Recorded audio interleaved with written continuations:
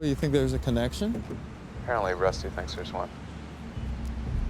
Yeah, Liam Reynolds is in prison. Yeah.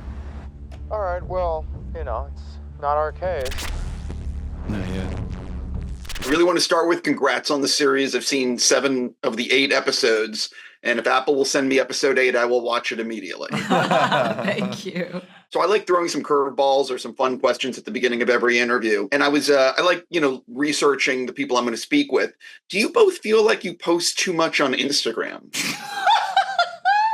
That's so crazy because I actually just did an Instagram detox and re-downloaded it on my phone yesterday. So the answer for me is no. Yeah, I haven't posted in over a year. I noticed Brag this about information.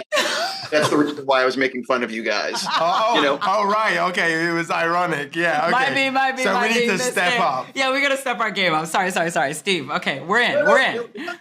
Not at all, because I have this conversation with actors about how much do you want to share of yourself on social media and how much do you sort of want to avoid it? And, how much are you both thinking about that as how much do you want to put out there? Yeah, I mean, I think we both have families and we're both like, kind of somewhat private. Yeah. So I think the vibe is like, if it's about work, like I want to share my work with people. I'm proud of it, and I want to invite people into that. But I think like personal, it's kind of like we'll save that for close friends or just offline. Yeah, but although it's tough though, because on the other hand, I think the representation matters, and getting to see, Sure. families in real life, it has its use. And so I guess there's always just like a balance of kind of figuring out what fundamentally do you want to achieve through this social media thing, and what do you want to keep? Besides this project, if someone has never seen anything you've done before, what is the first thing you'd like them watching and why? Well, I'd say Max, Maxxx, which you can find on Hulu, which is, I wrote and directed that. And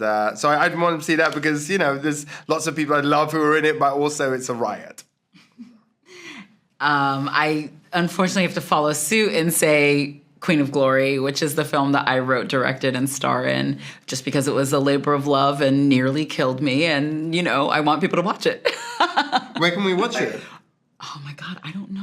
I don't know. Google it. You can find it. I don't know where. Okay, you need the answer for I need the answer for that question. I know. I'm curious, though, about Handmaid's Tale and when you realized it was going to be like something special that really resonated. I remember we had a screening of it, and I remember watching it and thinking, this is really good. But honestly, I thought, this is too dark. Like, I don't think people are going to, I don't think enough people are going to say there'll be like a cult following.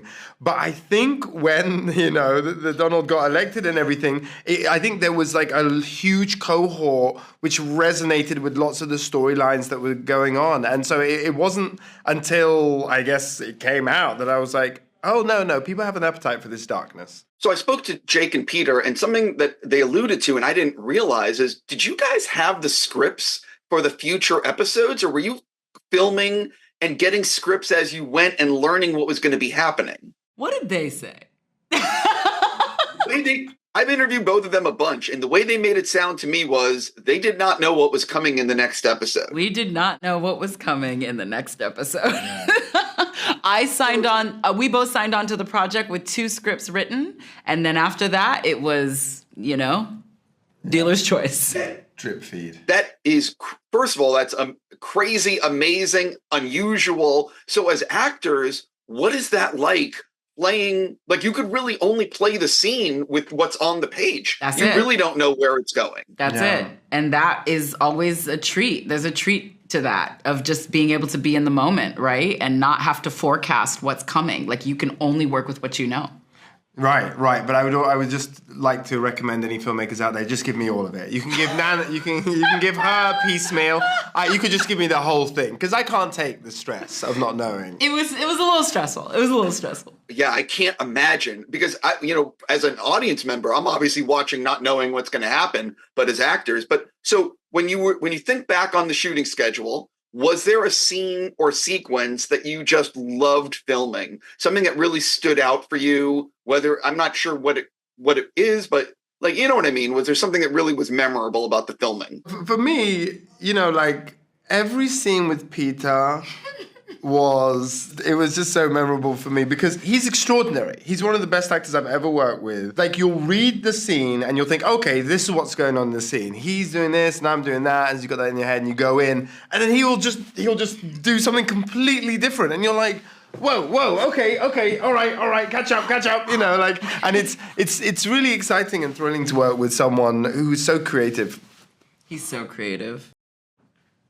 Yeah, I think for me, I think it's a small scene, actually, and I don't even know how much dialogue there is, but there's a scene where Jake and I are going to a prison for the first time, and all of the life of what it means to, I've never, as a person, been in a prison before. And so, like, all of the life around getting into a prison was happening, this was the first episode, while we were having a conversation. And because our characters go to prisons all the time, we don't even bat an eyelash. And so having to, like, talk to him, give my ID, like, there's a dog sniffing for drugs and bombs around me. There's all this stuff was happening, and we just have to stay the course and be in this conversation. That was fun. That was a good day. Before filming something like this, where you really need to know your characters, and as you said, everything needs to just be secondhand, how much is the preparation process for a role like this different than a previous role?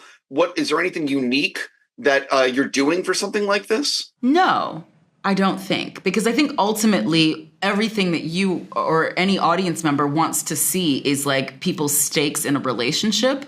So ultimately what you have to be investigating is the relationship. Like, the other stuff you can kind of like sort it out, you know, on the day or, you know, leading up to, you know, just how I unholster my gun and how I, you know, like, that stuff is fine. Like, we'll get into that. But what needs to be crystal clear is what this other person means to me, and therefore, like, you know, what the stakes are. So I think it's the same across the board for me. I don't know about you. Yeah, I mean, I found it interesting understanding the relationship, because I don't think we in England we have like DAs in the same way that they do in the States. Like, the top prosecutor isn't an elected person that I know of, and so it was interesting learning about how that happens and what are the conflicts of interest when, you know, a person who's like prosecuting the law is also subject to being elected. The series is 8 episodes. Do you have a favorite episode of the 8 and why? I love the first episode because I think it's just such an awesome pilot. Like, as a writer, I was reading it and I was just like, bow down, David E. Kelley, Char White, Mickey. Like, it is just so propulsive, and like you're setting everything up and you think you understand what it's going to be, and then slowly it gets chipped away at. It's brilliant. I think it's really, really strong. Yeah, don't make me choose my children. I like all of the episodes. I mean, it's so annoying because, just like you say, you get to an end of every episode and you're like, yeah, okay, I get what's going on now. And then we're like, there's a U-turn and you're like, oh my gosh, what's going on? So it's really exciting like that. So I don't know, I couldn't pick, but I'm going to say episode 8. Oh. I really can't wait to see it. I love learning about the behind the scenes of the making of shows and movies, things you don't read on Wikipedia or the press notes. So is there anything that you think might surprise soon-to-be fans of the series to learn about the making of the series? We had 2 really dynamic directors who come from very different traditions, and I was so curious to see how it would feel, the arc of the show, given those 2, you know, authorial voices, and it works so well. But, you know, like, one's come from like doing Game of Thrones and big TV, and the other one has come from like, you know, indie Scandinavian cinema.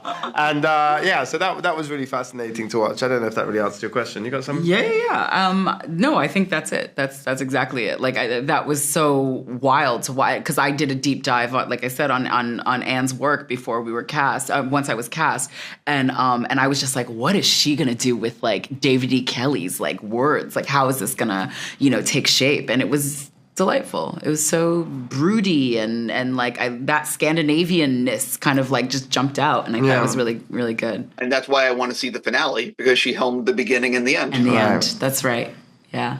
On that note, I got to stop. I'm just going to say congrats on the series, and I wish you nothing but the best. Thanks so much. Lovely chatting with you. Have a great day.